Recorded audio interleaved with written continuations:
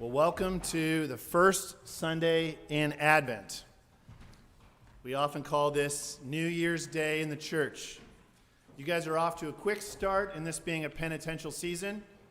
You guys can count the long singing of that psalm as your first act of penance.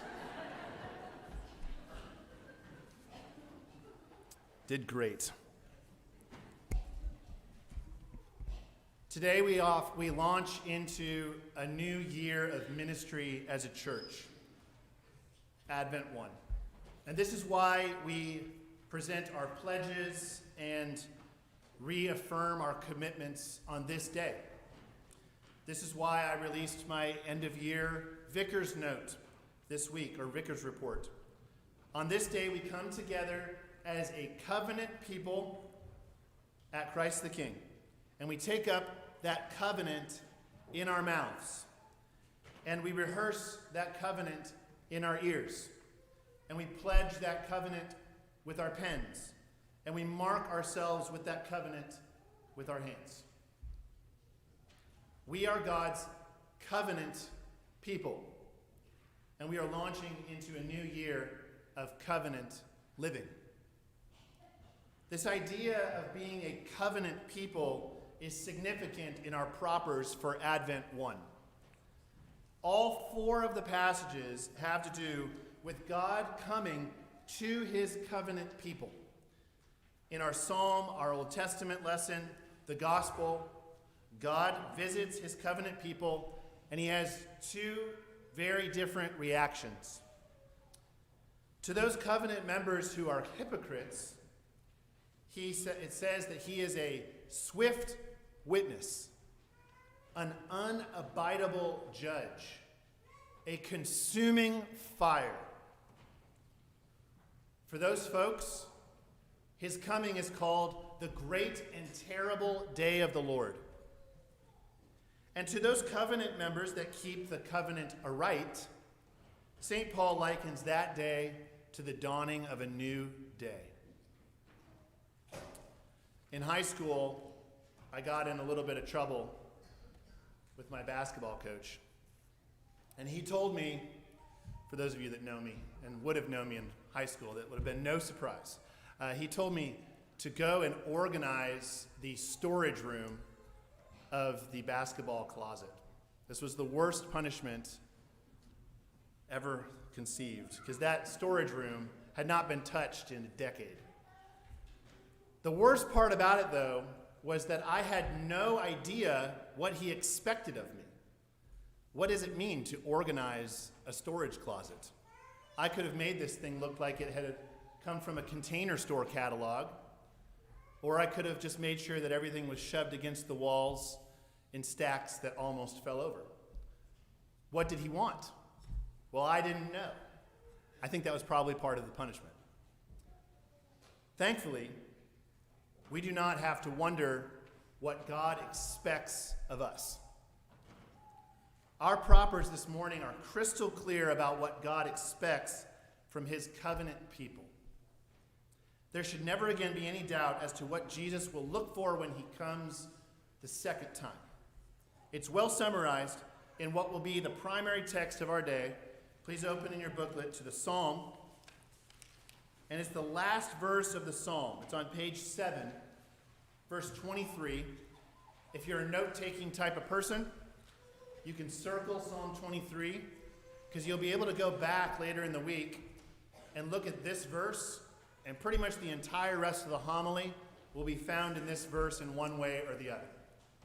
Psalm 50, verse 23. Whoso offereth me thanks and praise, he honoreth me, and to him that ordereth his way aright will I show the salvation of God. So this is what God expects of his covenant keepers. So let's take each phrase of this verse in turn. First, whoso offereth me thanks and praise. Well, don't miss the first obvious word, offereth. Say offereth. We need to practice our King James. God will be looking at whether his covenant members are actually making an offering what is an offering of thanks and praise? Well, look over at verses 8 through 14. It's on the page over, starting at verse 8. God is not merely looking for sacrifices commanded in the law, the burnt offerings, it says, the bullocks, the beasts, the cattle, the fowls, the wild beasts. He's not merely looking for the blood of bulls and goats. In fact, in verse 13, God pokes fun at the entire sacrificial system. Look at what he says.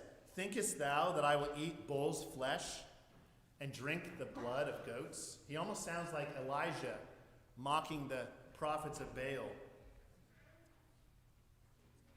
He is ridiculing the very common idea among his covenant people that all they have to do is offer the prescribed sacrifice in the prescribed way at the prescribed time,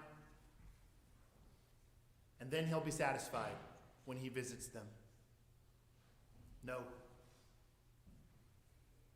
Verse 14 interrupts the diatribe. Offer unto God thanksgiving and pay thy vows unto the Most Highest. So there's two big contrasts here between verse 14 and verses 8 through 13. Thanksgiving and vow paying are deeply personal. They're individual. Now, this is easy for us to understand. How easy is it for you guys to sit while the priest or celebrant offers up thanksgiving and to kind of just let it pass over you? It's easy to do. How easy is it to imbibe the Eucharist, the vitamin of gratitude, and then to go lust after that which we do not yet possess? It is hard to offer thanksgiving on the altar of our own individual heart, even as thanksgiving is being offered on our altar. When Jesus comes back, he will be looking for his covenant keepers that do both, that offer the Eucharist at their parish altar and offer Eucharist in the altar of their own heart. Offer unto God thanksgiving. And what does the second half of verse 14 say? Take a look. And pay thy vows unto the Most Highest. Notice I said that the commands in verse 14 are deeply personal and individual, but I did not say that they were interior merely. It is common to talk about this psalm and think that it is criticizing external action in favor of an internal piety. But that is not what's happening in this psalm. He's not saying, blood of bulls and goats. No, I want thanksgiving in your heart. He is saying that, but he's not contrasting this thanksgiving that happens in the heart as being different from the bulls and goats, as being exterior and interior. He's contrasting the two as being something that can be ignored because it's corporate and formal, and that's not applied personally in both our interior and exterior life. The Bible does not divide faith from action in this way. Not only are we to offer thanksgiving upon the altar of our heart, but we are also to fulfill the actions that constitute that thanksgiving. We are to pay our vows unto the Most Highest. What does this mean? Well, the obvious referent here is our tithe. This is the exterior offering that clearly represents the interior oblation of thanksgiving. So take another look at verse 14. How can a person offer praise and thanks without paying their vows unto the Most Highest? The two are inextricably linked. In fact, if you turn the page to page 8. This is interesting. Our Old Testament lesson is from Malachi 3. And in this passage, Malachi is also talking about the covenant people offering an oblation to the Lord. A good oblation, one that's acceptable. Now, our passage in the Propers ends at verse 6, and then it hops to verse 5 of chapter 4. But just 2 verses later, as Malachi is talking about what a good offering to God means, he says this in verse 8. It's not printed on your page. Malachi says, "Will a man rob God? Yet ye have robbed me. But ye say, Wherein have we robbed thee, God? In tithes and offerings. Ye are accursed with a curse, for ye have robbed me, even this whole nation. Bring ye all the tithes into the storehouse, that there may be meat in my house. And prove me now herewith, saith the Lord of hosts, if I will not open you the windows of heaven and pour you out a blessing, that there shall not be room enough to receive it." So to summarize, when Jesus returns, he expects to find his covenant people with thanksgiving in their heart, thanksgiving in their words, and thanksgiving in their actions, both interior and exterior, both on the altar of their own heart and the altar of their own church. And this is a good summary of the first and greatest commandment: Thou shalt love the Lord thy God with all thy heart. Return back to page 7. It's a very expositional sermon. You'll forgive me for the data dump. But this is worth studying. If we return to the last verse of our psalm there are 2 things that God says to his covenant people who await his return. To him that ordereth his way aright will I show the salvation of God. To him that ordereth his way aright. What does that mean? Just like verse 14 explained what offer me thanks and praise, verse 16 through 20 on the next page over explains orders his way aright. Starting in verse 16, God is speaking to those who have taken his covenant in their mouth, just like we did today. We took our commitments into our own mouth.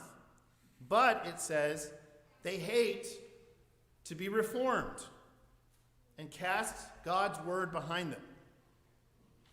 Now, all the Presbyterians, or the former Presbyterians in the audience, are probably saying, I just love this verse. The ungodly hate to be reformed, and I love to be reformed. I can't wait for Jesus to come back.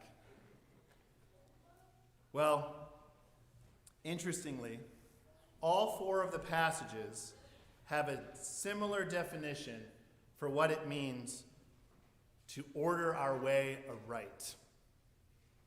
They all have to do with how you treat your neighbor. And each passage moves from what are often called grave sins, big sins, down to the little sins. Now, don't get a paper cut. We're going to be keeping on doing some flipping. Stay on the page for now and look at verses 18 through 20. It moves from those who steal to those who commit adultery, to those who deceive others, to those that lie against their brother. Now turn to page 8, and we're going to see a similar sequence of how our propers explain what it means to order his way aright. This is all in verse 5. How does Malachi describe these covenant members who order their way aright or who do not? And I will come near to you in judgment, and I will be a swift witness against the sorcerers, against the adulterers, against the false swearers, against those that oppress the hireling, the widow, and the fatherless, and that turn aside the stranger from his right, and fear not me, saith the Lord of hosts. So it's very similar to the list that we see in the psalm. It starts with the big stuff and ends with the little stuff, showing hospitality to strangers. We're going to play a game. Raise your hand if any of these, we're going to go down the list, apply to you. Raise your hand if you're a sorcerer. Adult, we'll stop. Actually, this is probably not a great game to play. Should play this more with your clergy, one-on-one. Confess if you have anything to confess.